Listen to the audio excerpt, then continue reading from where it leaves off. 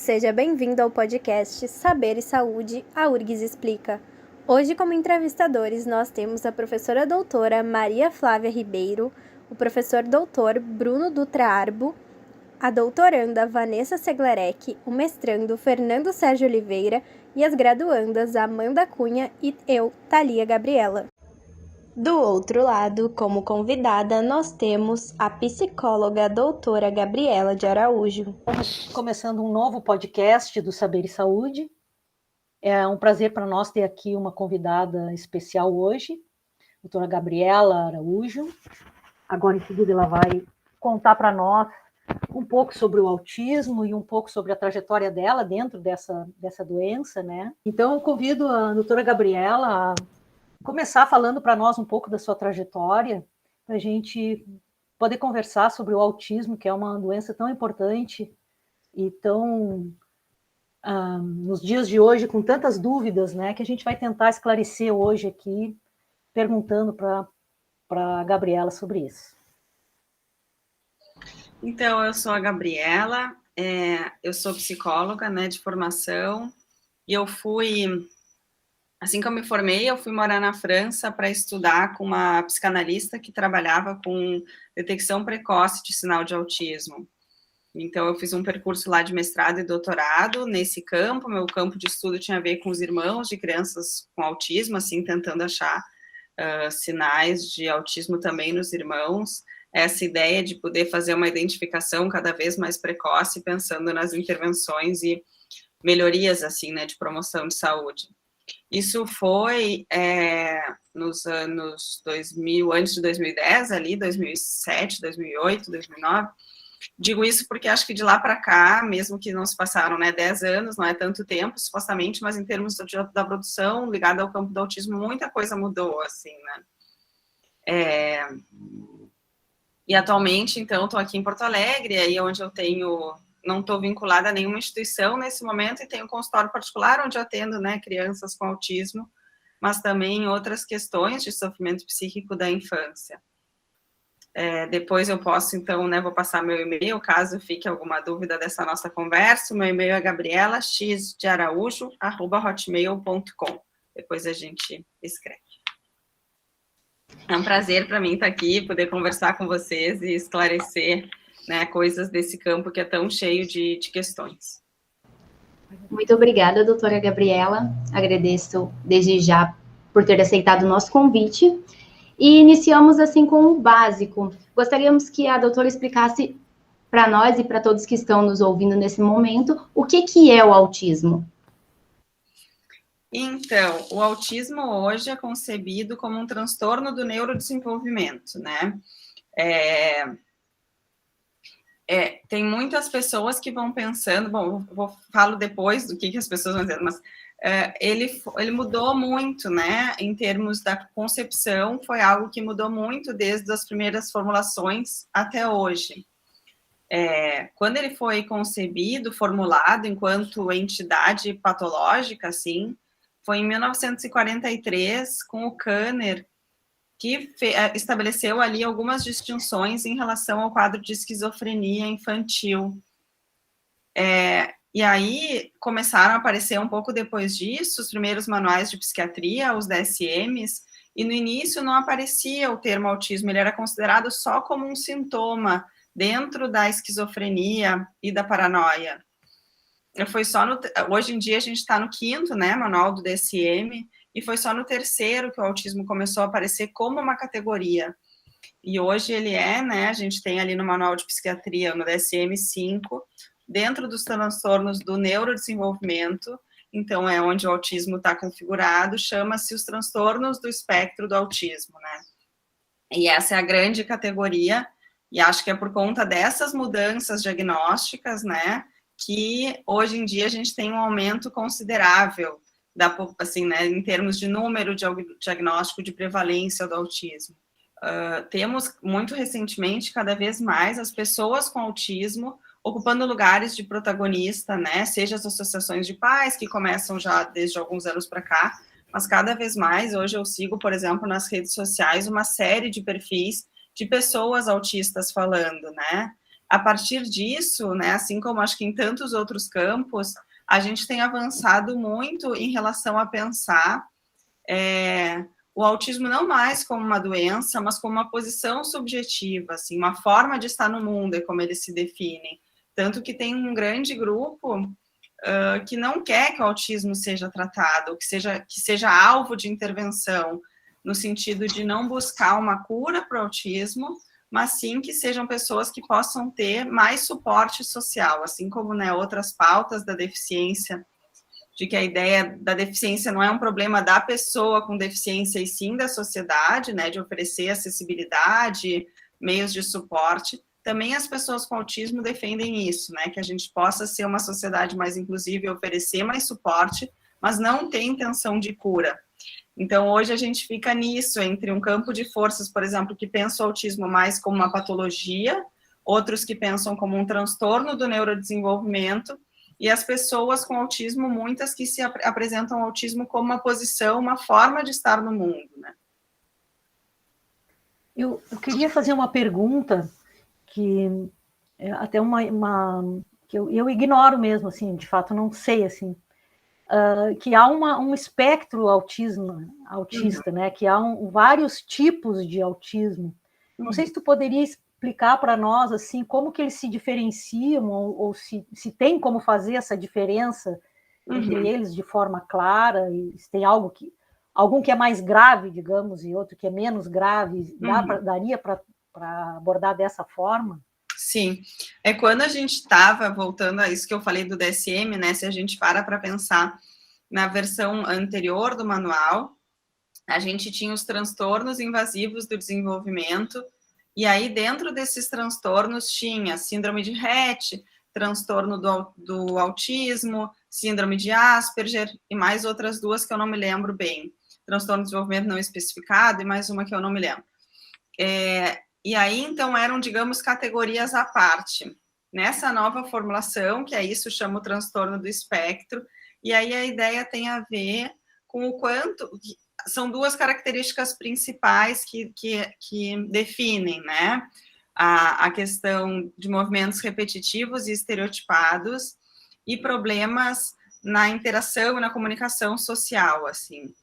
Então, a questão do espectro varia conforme a gravidade e a intensidade dessas duas questões, né? Então, a gente tem, seja por conta também disso dos protagonistas, pessoas que a gente vê circulando, ocupando cada vez mais cargos, né? Seja isso, estudando dentro de universidades, enfim, ou seja, que tem acesso à comunicação, que conseguem circular, mas que tem algumas questões mais particulares, até autistas gravemente acometidos, que não conseguem, por exemplo, se comunicar, que são muito isolados, aquela ideia do autismo típico, assim, né, no sentido que a gente fala, o autismo de Kanner, esse bem fechado dentro do seu mundo, avesso ao contato físico, esse seria uma ponta do espectro, né, mas na outra ponta a gente tem casos que já são bem mais difusos. Então, dependendo do aspecto ou do nível de autismo do indivíduo, é possível detectar precocemente, ou tem indivíduos que até têm um diagnóstico bem tardio. Seria isso? Quais seriam, então, os principais ou os primeiros sintomas que os pais podem observar em uma criança portadora do autismo? Não sei se o termo é portadora do autismo. Quais são, então, os primeiros aspectos ou os primeiros sinais que a criança demonstra para os pais? Esse é um campo que também cresceu muito nos últimos anos. Tem pesquisas, por exemplo, de um grupo ligado lá da Itália, que vem tentando identificar através de comportamentos, gestos, inclusive ali no bebezinho recém-nascido, os primeiros movimentos, né? Como que é o nome dessa pesquisa? Fidgets, movimentos fidgets, eu não me lembro direito, mas depois eu posso passar assim, o nome para vocês. É um grupo que faz essa pesquisa tentando, todos buscam, né, que seja identificado cada vez mais precoce. Esses grupos buscam, tiveram muitos avanços nesses estudos de identificação precoce, a partir da análise dos filmes familiares. Isso consistia nas crianças que eram diagnosticadas, digamos, sei lá, 20 anos atrás, né, que chegavam para o consultório 8 anos, 9 anos, pediam aos pais os vídeos de quando eles eram bebezinhos, ali, primeiro aniversário, primeiro banho. E então, vários pesquisadores começaram a tentar ver o que era recorrente nesses vídeos, e a partir daí, muitos dos sinais foram estipulados, assim, né? E aí, claro, hoje, por exemplo, mesmo com esse grupo que eu falei dos irmãos mais novos, que é um grupo considerado de risco, então também ali já tenta identificar, mesmo antes de qualquer manifestação, se eles estão apresentando algum tipo de sinal. Então, que sinais são esses, né? Voltando à tua pergunta. Tem pesquisadores que buscam isso, marcadores corporais, que seja uma certa hipotonia, movimentos mais lentificados, menos remetidos ao outro, né? Uma demora maior no movimento reflexo. Isso não quer dizer que todos os bebês que fazem isso são bebês autistas, lógico, né? Mas os pesquisadores têm tentado, então, elencar alguns indicadores. Depois, esse grupo de psicanalistas com quem eu trabalhei buscava identificar sinais ali em torno do 4º e do 9º mês, que era de bebês que não buscavam contato. Então, eles até podiam responder quando solicitados, né, no sentido de balbuciar, quando o adulto se aproximava e se dirigia a eles, mas eles não reiniciavam a relação, e a gente sabe que já é esperado de um bebezinho que possa tentar entrar em contato desde muito cedo. Então, pode ser esse tipo de indicador, né? Acho que tem isso, né? Tem uma pesquisa super grande, que é a coisa do apontar protodeclarativo, que a gente fala, que é uma coisa esperada ali entre o 15º e o 18º mês. Atenção compartilhada, que chama, né? Que o bebê possa ter interesse não só em ver um objeto, mas de compartilhar com o adulto que cuida esse objeto que está empolgando ele, dando prazer para ele, né? Então, isso é uma coisa bem já mais amplamente difundida dentro dos pediatras, por exemplo, que são quem encontram os bebês nessa época, né? Para que possam, por exemplo, tomar esse marcador como algo que pode identificar sinal de que a criança tem algum tipo de dificuldade. Gabriela, quando o bebê, portanto, estamos falando de bebê 3 meses, 4 meses, 2 meses, portanto, não foi diagnosticado ainda o quadro de autismo. Se ele não buscar o seio da mãe, isso é um sinal que pode levar a doença, que pode caracterizar a doença, ou o bebê busca o seio da mãe normalmente, mesmo sendo autista? Nas pesquisas, né, que eu encontro, bom, tudo eu estou falando a partir das coisas que eu, né, busco, certamente pode ter outros estudos que eu desconheço, quer dizer, certamente não tem muitos estudos que eu desconheço, mas o que a gente vê, por exemplo, não são bebês que mamam menos ou mais, mas, em geral, não são bebês que têm outras trocas, além do aspecto nutritivo do seio, por exemplo, né? Porque a gente sabe, através dos estudos da psicologia do desenvolvimento, que o bebê não tem, né, quando ele nasce, por exemplo, uma capacidade de enxergar tão claramente. O que ele consegue focar com precisão é justamente essa distância que seria do seio ao olho da mãe, né? Então, a gente vê que essa é, digamos, uma das primeiras imagens que o bebê consegue formar. Então, é esperado que não só o bebê mame, mas que o bebê troque olhar com a mãe, que o bebê faça carinho na mãe, que a mãe faça carinho. É uma troca que é muito mais do que a troca nutritiva, né? Então, nesses bebês que a gente já vai identificando os sinais, muitas vezes são bebês que mamam, mas que a troca se resume a isso. De novo, né, acho que como isso chega a tantas pessoas que não estão aqui nesse momento, é importante dizer que não é todo bebê que não olha que tem risco de autismo, e nem que um bebê que olha está totalmente, né, longe do quadro de autismo. Mas são sinais que a gente vai juntando a outros sinais para pensar nesse quadro, mas a gente vê com frequência. Tinham filmes que esse grupo da França usava para tentar capacitar pediatras, o objetivo na época era esse, lá no final dos anos 90, então capacitar pediatras para que pudessem identificar precocemente, que mostrava justamente cenas de amamentação, onde 2 bebês estavam mamando, tanto bebês com, né, que depois foram diagnosticados com autismo, como bebês ditos normais, né, típicos, e só que tinha, nos bebês com quadro de autismo, a troca se resumia ao leite, né? E nos outros a gente via que eram bebês que estavam muito mais interessados no contato do que na amamentação propriamente, né? Mas, por exemplo, o bebê que é autista, mas ainda não se sabe que ele é autista, a mãe e o pediatra ainda não detectaram isso. E ele tem sintomas iguais aos outros bebés de chorar quando tem fome, sentir dor, é igual a um bebê normal, ou ele já apresenta um quadro diferente em certos comportamentos? A gente vai vendo, assim, por exemplo, seja isso de menos interesse no outro, então, por exemplo, pegando uma coisa, um bebê que talvez a mãe saia do espaço e ele não reclame. A gente encontra em muitos relatos de pais a fala de que eram bebês fáceis de cuidar, né, por um lado, porque eram bebês que não demandavam tanto a presença. Então, dormia com facilidade, tinha facilidade de ser colocado no berço e não reclamava para voltar para o colo, mamava e não queria, assim, ficava satisfeito. Então, tem desde esse tipo de relato, mas tem também, e aí tem uma outra série de estudos que vai relacionando justamente a bebês que sofreram muita dor como que se diz, associados a quadros de autismo. Né? Porque se a gente pensa que o autismo tem a ver com esse retraimento, a gente sabe também que quando a gente está vivendo dor, a gente fica mais retraído. Então, talvez fazem a hipótese, esses pesquisadores, de que já seriam bebês mais sensíveis e que, frente ao contato frequente com a dor, também se tornaram mais fechados, né? Eu não sei se tem associação ou não, mas farei a minha pergunta. Com o passar, então, do tempo, o bebê vai se desenvolvendo. Outras características que podem se apresentar. Eu li que uma delas é a dificuldade no desenvolvimento da fala.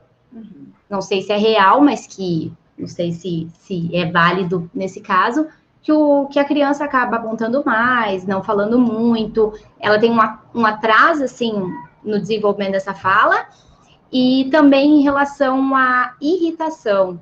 Irritação, chutar brinquedo, quebrar brinquedo com facilidade. Essa característica de se irritar e quebrar está associado com o retardo da fala, porque daí se o indivíduo não consegue falar e dizer o que está incomodando, né, não consegue se expressar, aí vai lá e quebra, está relacionado ou não, mesmo que o indivíduo não tenha um retardo, essa irritação pode vir a surgir no indivíduo com autismo. E qual que é a característica assim, que diferencia de uma criança normal, assim, uma criança irritada ou de uma criança só com atraso na linguagem? É sempre muito difícil, né, Vanessa, assim, de conseguir fazer essas diferenciações, né? Por exemplo, quando as crianças chegam no consultório, o diagnóstico de autismo é um diagnóstico clínico, não tem nenhum exame laboratorial, genético, por mais que ou neurológico, enfim, não tem exame que identifique o quadro.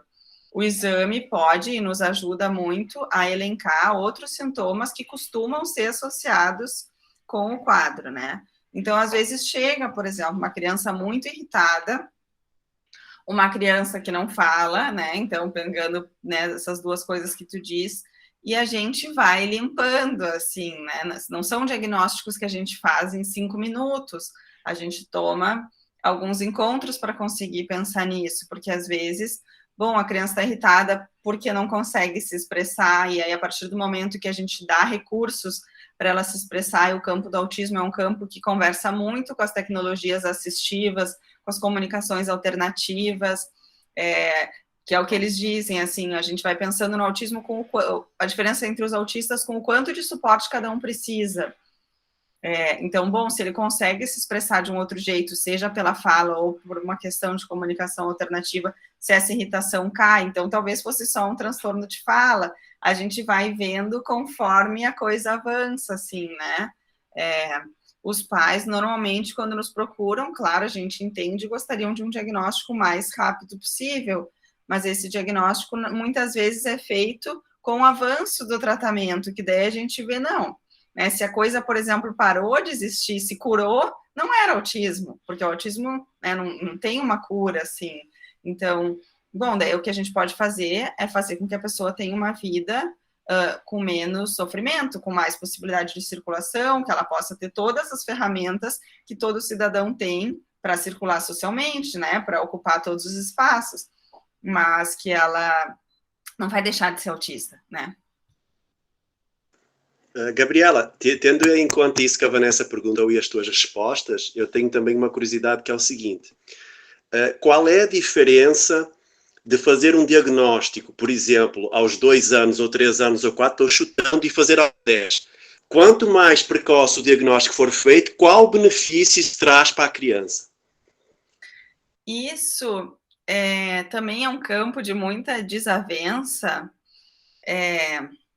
Como eu disse, né, os autistas, muitos afirmam que não tem nenhuma possibilidade de reversão do quadro. Hoje ainda eu estava vendo nas redes sociais uma discussão disso, mas quando a gente consegue intervir mais precocemente, seja a gente consegue achar recursos mais apropriados para aquela criança desde cedo, então ela não fica, sei lá, 10 anos numa escola sem que ninguém consiga entendê-la, seja tem toda a questão da plasticidade cerebral, que faz com que o nível de prejuízo funcional da vida da criança, da pessoa, se diminua muito, assim, né? Então, tem vários pesquisadores e psicanalistas, e clínicos, e pediatras, e psicólogos que pensam que se a gente consegue identificar antes do primeiro ano de vida, a gente consegue uma reversão do quadro. Muitos autistas e outros profissionais de saúde dizem que não tem reversão do quadro, que tem, mesmo ali, se a gente, né, começa a tratar antes do primeiro ano de vida. Então, é um campo polêmico. Eu acredito que quanto mais cedo, mais a gente potencializa, né, o que a criança tem, a gente conta com a plasticidade cerebral a nosso favor, a gente conta com um corpo que ainda não está constituído e estruturado dentro de um jeito, então ele consegue ter mais possibilidade de aprender a funcionar de outro. Então, a gente tem muitos avanços nesse sentido, porque cada vez mais a gente consegue receber as crianças mais precocemente, né? Hoje em dia, os pediatras veem que uma criança não está olhando muito para a mãe ou não está falando muito, eles já tendem a encaminhar para uma avaliação, e aí a coisa toda começa a se desenrolar de um outro jeito. Antes, a gente recebia crianças com 8, 9 anos sem terem sido diagnosticadas ainda. Hoje é muito raro que isso aconteça, sobretudo nas grandes cidades. Também as pessoas, né, os pais vão percebendo, vão acessando a internet, vão buscando coisas e buscam rapidamente também intervenções. Eu queria te perguntar, eu até não sei se isso é muito possível, mas que tipo de diagnóstico diferencial eu preciso fazer? Por exemplo, uma coisa que me ocorreu agora, é possível que uma criança com hipotiroidismo, de repente, possa ter um comportamento parecido com autismo, outras coisas desse tipo? Uhum. Hipotiroidismo assim? Eu não sei, assim, não conseguiria relacionar esse quadro, mas eu sempre penso que é interessante que a gente tenha uma limpada nos exames, né? Porque tem muitas coisas que a gente sabe que afetam o comportamento da criança. Então, seja, por exemplo, quadros de depressão da primeira infância, agora pensando na pandemia, onde todo mundo ficou mais retraído, a gente tem muitas crianças com atraso de fala, a gente tem muitas crianças com comportamento mais retraído, mas isso são coisas que tendem a se resolver mais rapidamente, né? Volto a esse ponto. Eu acho que é sempre importante, por exemplo, que tem crianças que não olham porque tem um problema de visão, não porque não estejam interessadas em olhar para o outro, em focar, em ter troca de contato visual. Então, acho que sempre a gente tem que conseguir ter um olhar que seja amplo para poder focar no que precisa, né? Uma coisa que me ocorreu também é uma criança abusada. Em geral, a criança abusada ela se retrai muito também, né? Pode também não querer comunicação. Sim, tem muito problema com o contato com o seu próprio corpo, né? Que acessem o seu corpo. Então, acho que tem muitas coisas que entram nisso. E aí a gente tem, por exemplo, desde profissionais que muito rapidamente diagnosticam com autismo, assim, tipo, olha e vê uma criança que, sei lá, não olhou, já é autista, até outros que demoram muito justamente porque acham muito difícil. Então, como a gente consegue? Eu penso que uma criança, qualquer que seja o sofrimento, se a criança está inacessível ao contato, é uma criança que está sofrendo. independente disso ser por conta de autismo, de abuso, de depressão, de atraso de fala, a gente precisa tomar ela em tratamento e ajudá-la. E aí é com o andar que a gente entende, né, o que era, que nome que a gente dá para isso.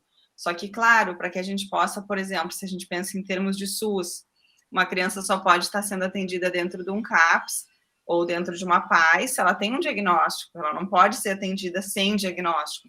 Então, muitas vezes a gente estipula um diagnóstico para que se viabilize um tratamento, mas nem sempre é, não porque o autismo foi curado, mas porque talvez fosse outra coisa, né?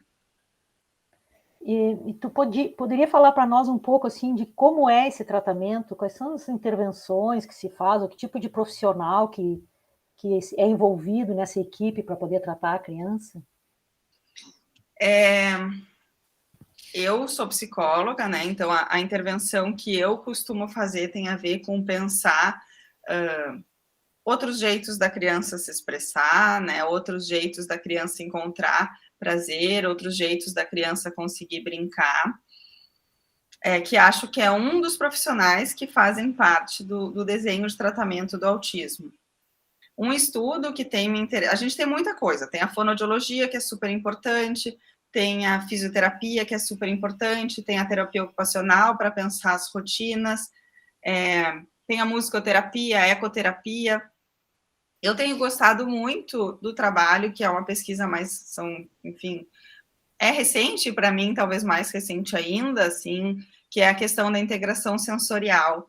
A gente vê nas crianças com autismo, eu falo crianças, mas em geral porque são as crianças que chegam mais em tratamento, mas autistas têm, lógico, de todas as idades, nas pessoas com autismo, então, muitas alterações sensoriais, que são a capacidade de processar de um jeito mais confortável, né, todos os estímulos sensoriais, então, seja o som, as questões táteis, né, as questões luminosas, as questões alimentares, e aí é algo que faz com que certas coisas se tornem inviáveis para uma pessoa com autismo, por exemplo, tá num refeitório de um restaurante universitário de uma universidade, é talvez inviável pela quantidade de barulho, então não é que a pessoa não possa comer ou não aceite conversar com o outro, é porque o barulho invade ela de um jeito que ela se desorganiza por completo, né? Então, as intervenções de integração sensorial é um trabalho que ajuda a criança, o adulto, a construir um filtro, né? Ajudá-la a poder construir um filtro e também a pensar o que a criança precisa organizar, quer dizer, a criança não, o que a sociedade precisa organizar para receber melhor essa criança. Então, bom, o profissional da integração sensorial vai orientar a escola que jeito é que a criança tem que ser posicionada na sala, que jeito que é que a sala tem que estar organizada para receber essa criança, que tipo de som, que tipo de estímulo, que tipo de acomodação, para que ela possa justamente oferecer o que ela tem de melhor à criança, assim, né? Eu penso isso, quando eu falo para os pais, eu digo, tipo, como se a gente tivesse com um sapato de salto apertado. Se eu estou com um sapato de salto apertado numa sala barulhenta com uma luz fluorescente, metade da minha energia já está pensando no meu pé, pensando nessa luz, pensando no barulho, e o que sobra para eu me concentrar, para eu prestar atenção no que a gente está fazendo é 20%, assim, né? Então, o trabalho da integração sensorial é justamente isso, assim, como que a criança pode ser mais favorecedor, seja o ambiente, seja o próprio corpo da criança, para estar disponível para as trocas, né? Então, me parece eu acho que é um dos trabalhos super fundamentais, assim, que eu, por exemplo, indico para quase todos os pacientes que chegam aqui, que busque também esse trabalho, né? Só que não é, por exemplo, uma prática ainda oferecida pelo SUS nesse momento, né? Gabriela, essa questão da inclusão é muito importante e eu queria te perguntar o seguinte, pela tua experiência. Quando a criança é diagnosticada como autista, qual é a reação da família? Aquele primeiro impacto? Uhum. Tenta, não, doutora, será que não está enganada? Será que não é outra coisa? E se hoje em dia as famílias têm vergonha de ter um filho autista perante as outras pessoas? Fernando, eu sinto que isso mudou bastante, assim, né, dos últimos anos para cá. Acho que, claro, que os pais sempre sofrem muito, né, porque é algo que não é um diagnóstico, assim, tipo, quebrou o pé, né, vai passar 6 meses, 3 meses com gesso, é um diagnóstico que implica um tratamento ou numa mobilização para a vida toda. Por outro lado, isso da vergonha, acho que diminuiu bastante pela informação, pelo tanto de informação que se tem, né? Lógico que segue fomentando o preconceito, mas acho que é muito mais o sofrimento pelas dificuldades que sabem que vão encontrar do que pela vergonha, assim, né? Só que é isso, ainda é tudo muito recente. A gente vê, por exemplo, em Porto Alegre, nas escolas, as leis de inclusão são muito recentes e, na verdade, nesse nosso atual governo, elas retrocederam bastante, assim, né? Então, a gente perdeu direitos, as pessoas com, né, que, na verdade, toda a sociedade, mas, sobretudo, as pessoas que se beneficiam das leis de inclusão, perderam alguns direitos, mas elas eram muito recentes, então era uma coisa ainda muito frágil, incipiente, que foi mais arrebatada. Mas eu vejo, na minha experiência, nas escolas com as quais eu vou trabalhando, pensando como os desenhos de trabalho para as crianças, que a gente tem tido muita abertura em quase todas as escolas, os professores já têm experiência, já tiveram algum aluno com autismo, né? Então, circula, acho que cada vez mais. Todo mundo, acho que diferente do que era 20 anos atrás, todo mundo conhece uma criança com autismo, né? E vai tentando, acho que, se relacionar mais com isso. Portanto, segundo, então, a tua experiência com crianças autistas, a criança deve estar junto de crianças ditas normais, ao invés de estar em escolas específicas só para crianças autistas. Tu acreditas que Sim. A criança autista, quando está em contato com uma pessoa que não tem o autismo, ela beneficia mais do que estar somente num ambiente só com autistas? Sim. Sim, sobretudo porque isso, né, sempre foi políticas de segregação, né, deixar crianças com autismo só com outras crianças com autismo, na verdade, na ideia de que essas crianças nunca vão chegar a lugar nenhum, de que não precisam estudar tudo que as outras crianças precisam.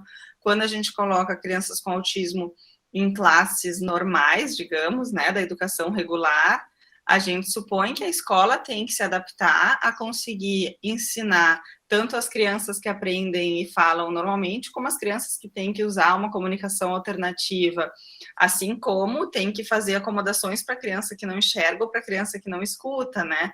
Todas essas crianças, desde a Convenção das Pessoas com Deficiência, todas essas crianças são tidas como cidadãos e, por isso, têm direito aos mesmos direitos de todos, né? Que é ter uma educação de qualidade, que é poder circular na cidade, que é poder desfrutar das praças, que é poder, né, enfim, ser atendido, né, pelo sistema de saúde.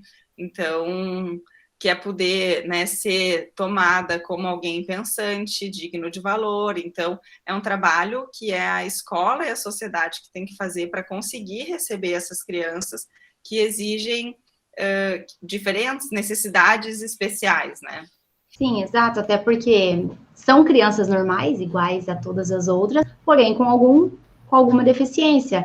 E claro, vai depender ali do nível do autismo, ou se tem outras deficiências associadas que vai conseguir acompanhar ou não, mas o que tem se observado, acho que você pode dizer melhor para a gente, mas é que se a criança, independente do nível ali do espectro de autismo, tem uma convivência com outras crianças que não possuem, ela tem um desenvolvimento melhor, né? Até porque ela, de algum modo, acho que observando a criança, ela tenta fazer o que uma criança que não tem o autismo faz. E se ela está no meio só com uma criança similar ou que faz as mesmas coisas, tende a se isolar mais, até porque elas preferem, né, ficar mais isoladas, seria isso? Então, estar junto beneficia? Não é só que estar junto beneficia, mas, né, é quase como um ato, quase não, é um ato político, assim, né, de que o lugar de criança é na escola, né, e que todas as crianças, todos nós, temos as nossas particularidades. Talvez para ti seja mais fácil, por exemplo, se eu, sei lá, escrever num quadro por longas horas, talvez a Amanda possa ter dificuldades em compreender a matemática, o Fernando tenha dificuldades com ciências, eu tenho dificuldade com geografia, então, cada um tem as suas dificuldades, as crianças com autismo têm as suas, né? tem crianças muito agitadas, que para quem é muito difícil ficar numa sala de aula por 4 horas. Então, quando a gente pensa na diferença, a ideia de poder atender a todos favorece a todos, inclusive aqueles que a gente julga que não tem necessidade especial, né? Então, é nesse sentido, assim, não só do benefício, suposto benefício que traria para a criança com autismo estar numa sala e ver outras crianças, mas porque é esse o lugar e a gente precisa se acomodar para recebê-las, né? E pensando nisso, que claro que é muito difícil exigir, por exemplo, do professor que ele possa atender na particularidade o que cada um, sei lá, dos 30 alunos precisam. Por isso que precisa de muito suporte, né?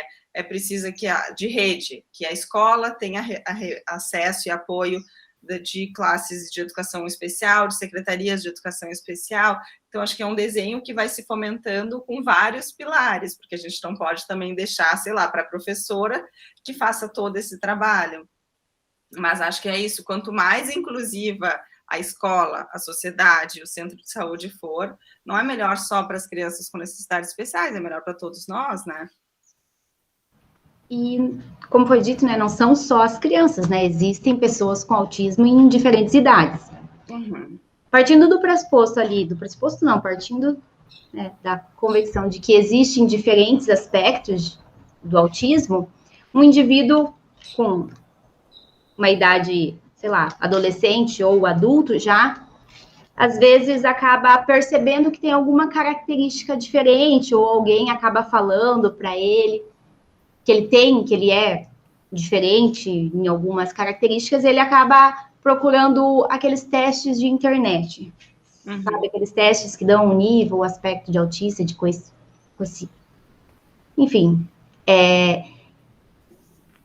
bom que ele faça isso, que o indivíduo que tem essa dúvida faça isso antes de procurar um médico especializado, uma psicóloga, um psiquiatra, ou não, se ele tem alguma dúvida, antes de se confundir com esses testes, ele vai direto procurar uma assistência. Então, a minha dúvida é se recorre e quais se recorre.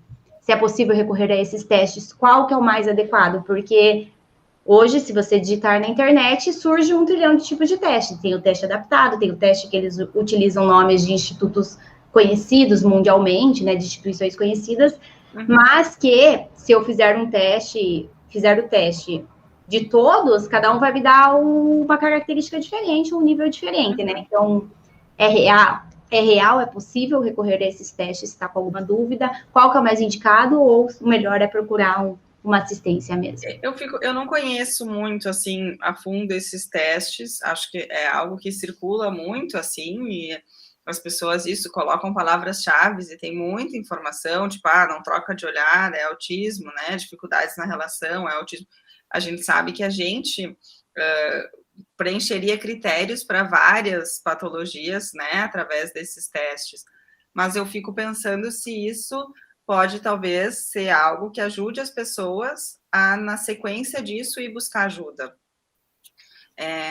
E, na verdade, a buscar ajuda tem a ver, não é que toda pessoa com autismo precise de tratamento, né? Pode ser que ela já esteja muito organizada na vida que ela leva, dentro dos objetivos que ela tem. A coisa é quando tem um sofrimento, ou quando ela se sente esbarrada, né, limitada pelas dificuldades que ela tem. Então, essas pessoas, em geral, vão buscar, né, tratamento por estar com algum impasse. E isso que eu sinto, assim, que é cada vez mais raro que os diagnósticos sejam muito tardios, embora tenha pessoas que vão se descobrir autistas na idade adulta, mas é muito mais raro isso. Gabriela, uma época lá por 2015, por aí, naqueles anos por ali, a gente fazia muitos cursos para treinamento de professores, e eram cursos de neurociência cognitiva, educação, se buscava falar um pouco sobre o sistema nervoso, como é que era a aprendizagem e tal. E a gente tinha uma demanda, assim, enorme, todos os cursos, em todos os dias do curso, tinha pessoas pedindo o que fazer para poder incluir nas escolas, porque foi quando mudou a lei, e aí, então era meio que, assim, uma demanda enorme por isso, né?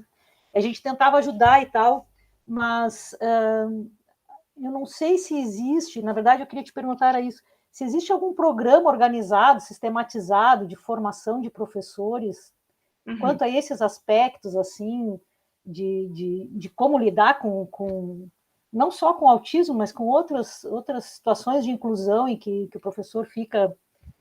Porque mais ou menos naquela época, sim, as crianças eram colocadas na sala de aula e o professor ficava sem saber, não sabia nem por onde ia começar, né? Imagino que, em tese, deveria haver uma capacitação, um treinamento, para que isso fosse, aos poucos, indo absorvido pela escola, né? Mas eu não sei se tu conhece, eu não conheço. Não tem isso mesmo, assim, né? Acho que tu falou 2015, né? Ali em 2012, surgiu no Ministério da Saúde um desenho do que seriam as linhas de cuidado. O SUS tem linhas de cuidado para várias coisas, e eram as linhas de cuidado para as pessoas com autismo.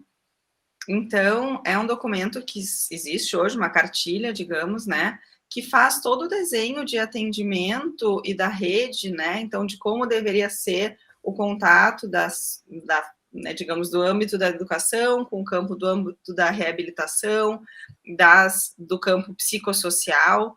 Foi um documento super complexo, organizado por vários setores, então, desde o campo da pediatria, da educação, justamente, da saúde, da reabilitação.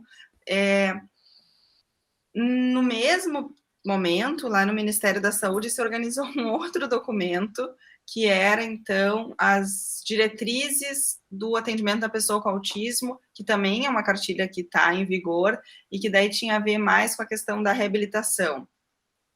Então, são documentos que surgiram e que eram para guiar os cuidados, mas, na verdade, eles nunca foram muito estruturados, assim, né? Por exemplo, nem chegou em todos os postos de saúde, nem chegou em todas as escolas o documento que dirá o que o documento propõe, né? Assim como o desenho de trabalho. Então, acaba que isso é muito... Não tem nenhum desenho de formação a nível nacional, não tem um desenho estadual. O que a gente vai vendo são iniciativas espalhadas, assim, isoladas. Né? Escolas, por exemplo, agora, há um mês atrás, uma cidade, um município aqui da Grande Porto Alegre me chamou para uma formação ali dentro da Secretaria de Educação Especial. Então, conseguiram juntar todos os professores, mas é isso, é uma cidadezinha pequena, né, que consegue chamar todos os professores para uma formação. Depois, bom, as escolas privadas, às vezes, chamam para uma formação dos seus professores, mas alguns municípios pequenos conseguem, mas isso também é isso, é um encontro formativo, não é que a gente está ali diariamente, né, pensando junto, então ainda acho que isso é muito utópico, ainda que seria muito necessário, né? Seria interessante ter equipes, né, multidisciplinares que pudessem assessorar as escolas, né, para poder individualizar também em casos específicos. O que era aqui do Estado, já nem me lembro quem era o governador da época, mas que era o programa Primeira Infância Melhor, né, o PIM. Então, era uma equipe que percorria o Estado, né, tentando implementar programas todos ligados à primeira infância, e o autismo, por exemplo, estava incluído, né? Então, eram ali formadores que iam, lançando sementes, assim, né? Mas o programa hoje foi perdendo recurso, já não tem mais verba para isso, então as coisas não permanecem, né? Eu acho que, continuando esse gancho, seria importante falar que eles têm alguns direitos adquiridos, né? E um desses que eu acho que inclui na escola é o direito a ter uma monitora, né? Em que a monitora cuida da turma para a prof conseguir auxiliar a criança, né? E, além disso, também acredito eu que tenha outros. Porque eu conheço algumas pessoas que têm autismo e eu sei que acho que é importante divulgar, assim, né? Para a população que tem alguns direitos que a pessoa pode procurar, né? Como não esperar em fila, tem um cartãozinho que a pessoa não precisa esperar na fila, de estacionamento. Eu gostaria que tu falasse se realmente existe mesmo esses direitos, ou como é que funciona, e se tem algum lugar onde a pessoa poderia procurar por esses direitos. Assim. Então, eu agora me foge a data, depois eu até posso passar para vocês, caso seja interessante, assim, né? Mas quando foi que o autismo foi considerado uma deficiência para fins de direitos, né? Então, a partir disso, passa a vigorar para as pessoas com autismo todos os direitos que as pessoas com deficiência têm. Então, por exemplo, isso da fila, de vaga no estacionamento, né? de direito à vaga especial nas escolas, né? Tem alguns, por exemplo, subsídios, né, em relação, por exemplo, ao transporte. Eu não saberia elencar todos, porque também isso é municipal, né, e varia. Mas é importante que possam buscar isso, né? Sei lá, por exemplo, os planos de saúde têm que cobrir os tratamentos de uma pessoa que tem deficiência. Então, isso já mobiliza certas coisas. Mas, quando teve essa situação, por exemplo, do monitor, foi algo que foi bom e ruim, porque, então, algumas escolas exigiam que os pais tomassem cargo disso e tivessem que pagar essa pessoa. Outras, se a gente vê na rede pública, por exemplo, isso já é diferente, a rede pública fornece, né, mas aí nem sempre esses monitores têm uma formação importante, nem sempre esses monitores dão conta, ou às vezes tem que assumir vários alunos ao mesmo tempo. Então, tem muitos direitos que foram adquiridos, mas eles estão longe também de serem, assim, amplamente implementados. Mas é muito importante que as pessoas possam ter acesso aos direitos, e aí eu acho que os melhores lugares para isso são as associações de pais, por exemplo, né, que normalmente tem em várias cidades, onde os pais vão contando e se dividindo as coisas que já fizeram, né, o que já conseguiram conquistar, por que vias foram, porque ali acho que também é muito informativo nesse aspecto, né. Só para complementar esse ponto, aconteceu também das escolas não aceitarem as crianças porque precisaria ter um monitor. Uhum. Então, como elas não tinham monitor, elas não aceitavam a criança. Uhum. Então, isso às vezes acontece isso, uma coisa que é para ser boa acaba criando mais problemas do que ajudando, né? Sim, ou isso, ou daí teria que onerar alguns pais, por exemplo, que se sentem lesados, porque então o preço da mensalidade aumenta, porque tem que ter uma pessoa para uma criança, né? Essa coisa também de que não entende que a inclusão é bom para todos, né? Mas são coisas ainda muito frágeis, como eu disse antes, né? As conquistas da inclusão. Gabriela, nessa questão da inclusão, eu tenho uma curiosidade de fazer uma pergunta. A minha curiosidade é o seguinte: há quem diga que o Messi tem um quadro de autismo, tá? Uhum. Eu queria te perguntar se tu achas possível, se ele fosse autista, ainda que leve, ele podia ter o desempenho esportivo que ele tem. E também uma coisa que eu já escutei, que é a criança autista é muito inteligente. E ela tem uma predisposição muito grande para as artes, na música, enfim. Eu queria te perguntar, pela tua experiência, se realmente o autista ele tem um grau de inteligência acima da média comparativamente ao restante da sociedade. Eu acho que isso não é regra, pode ter e pode não ter, assim, né? Tem mesmo autistas que têm uma inteligência muito acima da média, assim como tem autistas na média e tem autistas abaixo da média nos níveis de inteligência. A coisa é que tem um que é muito comum entre as crianças com autismo, que se chama o hiperfoco, e que talvez é o que apontam para o Messi, né? Que é essa habilidade de conseguir estar completamente focado numa coisa e disperso de outra, né? Então, isso faz com que eles sejam, ou que consigam aprofundar em alguns campos do conhecimento, que no caso do Messi seria o futebol, mas pode ser as ciências, as matemáticas ou as artes, algo de muita profundidade, né? Mas então seria uma inteligência específica numa área muito aprofundada, né? A Vanessa falou há pouco, vamos agora entrar para aquela situação do autismo mais severo, tá? Eu trazer um relato há uns 4 dias em Portugal, eu escuto as notícias e deu uma mãe desesperada porque o filho autista, 1,90 m, 90 quilos, e ele tinha acabado de fazer 18 anos e, portanto, lá em Portugal, até aos 18 anos, ele recebia tratamento em instituição, mas quando atingiu a maioridade já não teve mais e, pelo que eu entendi, deixou de ser tratado. E ele tinha movimentos muito agressivos de bater na mãe. A mãe várias vezes foi no hospital, porque o filho era muito grande e agredia a mãe. E lá as pessoas reagem ruim, porque dizem: como é que tu estás a fazer com o teu filho, vai tratar o teu filho. E eu queria te perguntar, porque eu fiquei muito impactado com essa situação, se é normal, nos quadros de autismo mais severo, a criança mostrar uma agressividade muito exacerbada. Eu fico pensando que isso é mais comum é comum, assim, mas acho que não seria a característica principal do quadro, mas a gente encontra. Mas, sobretudo, nas crianças, quer dizer, ou nos pacientes mais cronificados, assim, né, que não se beneficiaram de tratamentos ao longo da vida. Então, também é algo que a gente veio diminuir muito, né, seja por essas coisas, por exemplo, das intervenções sensoriais, que ajudam a organizar muito o corpo, seja pelos tratamentos de diversas ordens que vão começando a acontecer desde cedo, e que ajudam que isso seja muito menos frequente.